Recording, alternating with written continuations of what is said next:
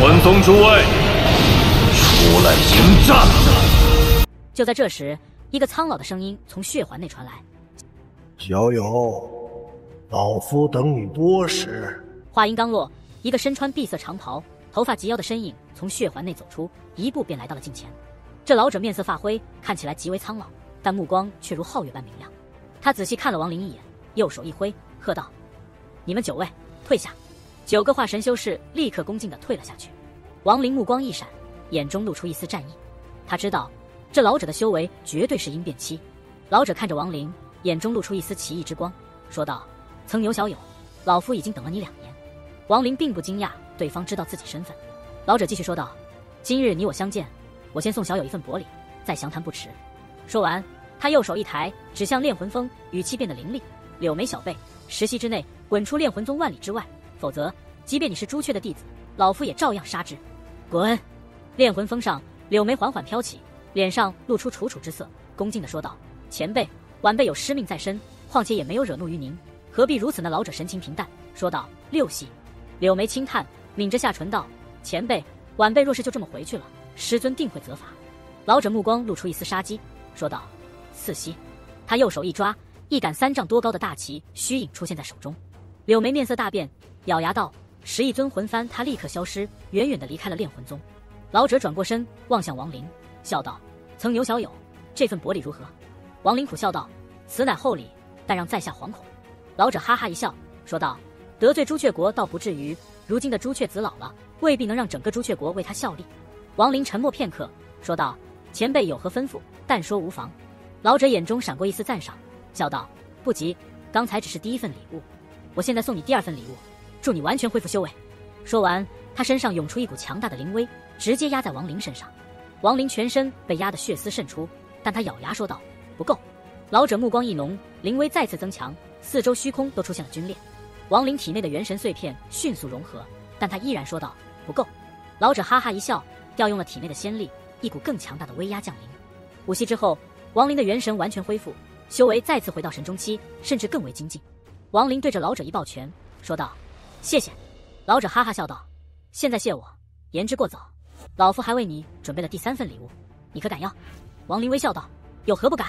老者带着亡灵来到血环外，右手一抓，那杆巨大的魂幡再次出现。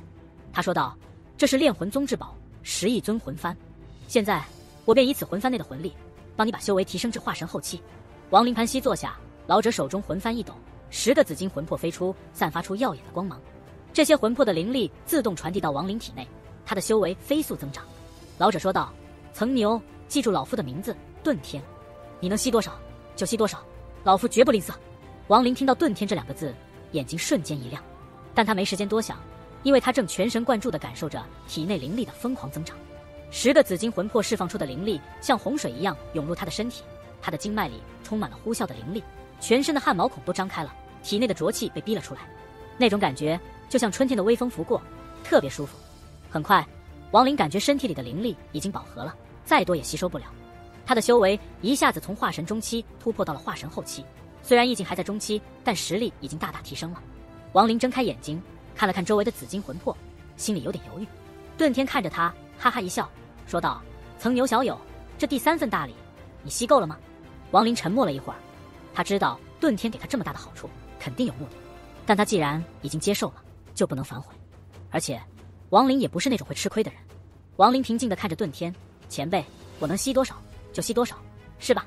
遁天豪爽地回答道：“没错，曾牛小友，这第3份大礼，我绝不吝啬。”亡灵点点头，闭上了眼睛。遁天看到亡灵闭眼，心里突然有点不安。亡灵心里默念：“本尊，我们一起吸。”这个呼唤传到了很远的地方，楚国仙移之地的山谷地下，亡灵的本尊突然睁开了眼睛。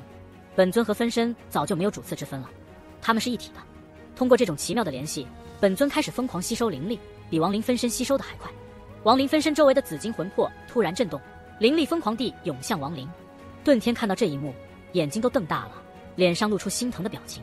短短10息时间，紫金魂魄的灵力就被吸收了一大半。遁天想阻止，但又想起自己刚才的话，只能叹气。他一眼就看出来，亡灵这是和本尊一起吸收灵力。楚国的本尊身上散发出浓郁的灵力，渐渐被一层金光包裹，形成了一个巨大的水晶玉简。本尊坐在玉简里，眉心的星点又多了一个，渐渐凝实了。亡灵吸收的差不多之时，他睁开眼睛，停止了吸收。顿天松了一口气，赶紧把紫金魂魄收回大旗里。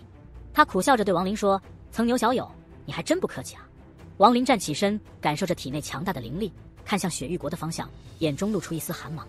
亡灵的性格就是这样，你不惹我，我也不惹你，但要是惹了我，我一定会狠狠报复。他还是那个有仇必报的人，而李元丰就是亡灵首要报复之人。亡灵收起情绪，对着顿天抱拳说道：“多谢前辈3份大礼，要是有啥事，您尽管开口，我一定尽力。”亡灵可不是那种轻易欠人情的人，能说出这话，说明他对顿天真的很感激。顿天微微一笑，心里的那点不快瞬间没了。他做这些不就是为了等亡灵这句话吗？曾牛小友，我送你3份大礼，可不是无缘无故的。我本来还打算，要是你不来炼魂宗，我就亲自去找你呢。顿天说道。亡灵笑了笑，我之前听说，好像有人传我杀了炼魂宗一个化神修士，所以前辈要找我问个清楚。他心里明白，这肯定是个幌子。顿天摇头，那都是故意放出去的风声，就是为了掩人耳目。要是我无缘无故去找你，肯定会引起别人注意，所以就说你杀了我们的人，这样我去找你，理由就充足了，也不会太引人注目。亡灵猜测，这顿天做事这么谨慎，看来他找自己肯定有大计划。顿天看着亡灵，眼神里露出一丝赞赏，然后深吸一口气，缓缓说道：“曾牛小友，你可知朱雀国占据朱雀星无数年来，为何到现在为止只有不到10个5级修真国？”他没等亡灵回答，接着说：“当年朱雀国刚来朱雀星的时候，国内有6个宗派，后来这些宗派的弟子分散开来，形成了大大小小的修真国。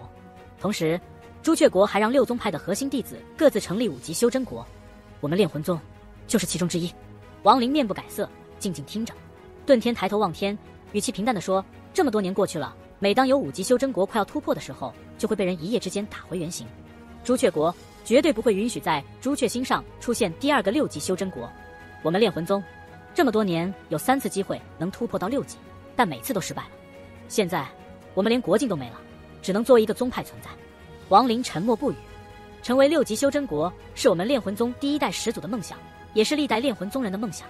无数年前，朱雀国还只是4圣星上的一个5级修真国，6个宗派齐心合力，历经千辛万苦，才突破到6级修真国，脱离了4圣星的束缚，得到了朱雀星。当年我们炼魂宗有3个问鼎修士，其他宗派也各有数个问鼎修士。朱雀国当时有多强大，可想而知。可惜来到朱雀星后，发现这里并不是好地方。这里有一种擅长符文之力的奇异种族，非常强大。那是一场持续了无数年的厮杀，我们炼魂宗的10亿尊魂幡就是在那场战斗中大成的。虽然最后我们赢了，但朱雀星被搞得残破不堪，朱雀国的实力也大不如前，问鼎修士损失惨重。正是因为这样，6宗派各自成立了5级修真国后，朱雀国的第1任朱雀成立了朱雀山，作为整个朱雀星的控制中心。从那以后，所有5级修真国都噩梦连连。历任朱雀的使命就是阻止任何一个5级修真国晋升到6级，因为当时的朱雀国还没从那场大战中恢复过来，整个朱雀国只有4位问鼎修士，实力弱小得很。他怕5级修真国反客为主，怕朱雀星不保。亡灵沉默了一会儿，说道：“前辈，你说的这些跟我有什么关系？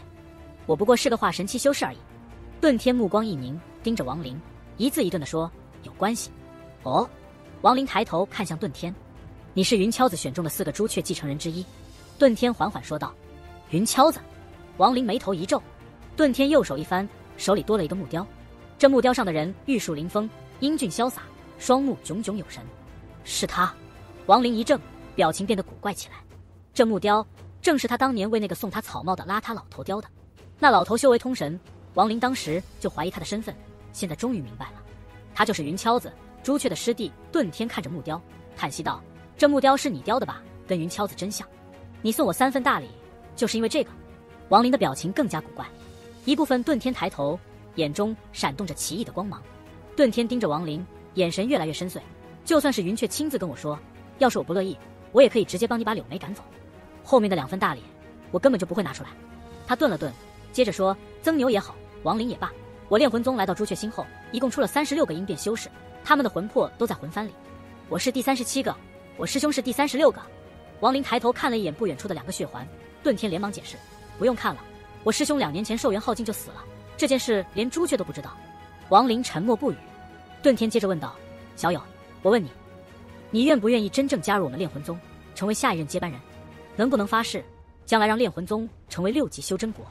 他盯着亡灵，眼神里满是期待。王林没直接回答，反问道：“为何是我？”顿天解释说，云雀是一部分原因，但更多是因为我师兄，他有一种很罕见的意境预知。他本来还能活100年，但2年前他为了给炼魂宗找出路，不惜耗尽寿元，可惜还是失败了。王林皱眉，等着下文。顿天眼神有些疯狂，虽然失败了，但他死的时候正好是你来到炼魂宗山门的那一刻。这或许是巧合，或许是我在自欺欺人，但我没办法再等了，我只能赌一次，赌他的意境没有完全失败，把你带来。王林沉默了一会儿，道：“要是我答应，你的魂幡就给我。”顿天点头，等我的寿元耗尽，魂幡就是你的。王林摇头苦笑，以我的修为，这是太难了。顿天叹气，我只剩下10年寿元，10年内我会保护你，10年后就靠你自己了。记住，炼魂宗对你没有恶意，还送你魂幡，这就够了。王林沉默了很久，最后点头，我尽力。顿天眼睛一亮，哈哈大笑，从储物袋里拿出一枚金色玉简扔给王林，这里面记录了锁神之法，是我们炼魂宗的核心，从今天起，你就是我们炼魂宗的核心弟子了。王林收好玉简，顿天说道：“我要闭关了，为10年后的事做准备，你最好别离开炼魂宗太远，不然遇到危险，我怕来不及救你。”王林笑了笑，放心吧，要是连自保的能力都没有，我也活不到现在。你去闭关吧，我有些私事要处理，等处理完了，我一定赶回来。顿天沉默了一会儿，点头同意，然后化作一道长虹消失了。王林抱拳告别，转身离开炼魂宗。黑夜中，他的身影像流星一样飞驰，目标直指李元峰。2年前，李元峰差点要了他的命，现在他修为恢复，第一件事就是找李元峰报仇。